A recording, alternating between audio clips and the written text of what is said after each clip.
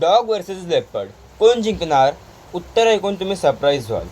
जर एक कुत्रा आणि एक बिबट्या समोरासमोर आले तर जवळजवळ प्रत्येक वेळी बिबट्याचंच जिंकेल. कारण बिबट्या हा अत्यंत शक्तिशाली, वेगवान आणि अनुभवी शिकारी आहे. तो एका उडीत शिकार पाडू शकतो, झाडावर चढू शकतो आणि स्वतःपेक्षा जड शिकारही ओढून नेऊ शकतो.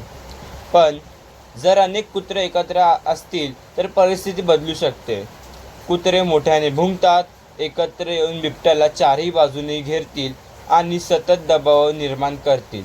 अशावेळी बिबट्या अनेकदा लढण्यापेक्षा तिथून निघून जायचा प्रयत्न करतो. कारण जंगलात जखमी होणं म्हणजे पुढची शिकार करायची क्षमता गमावणं. म्हणून मोठे शिकारही अनावश्यक धोका टाळतात. म्हणून निष्कर्ष काय?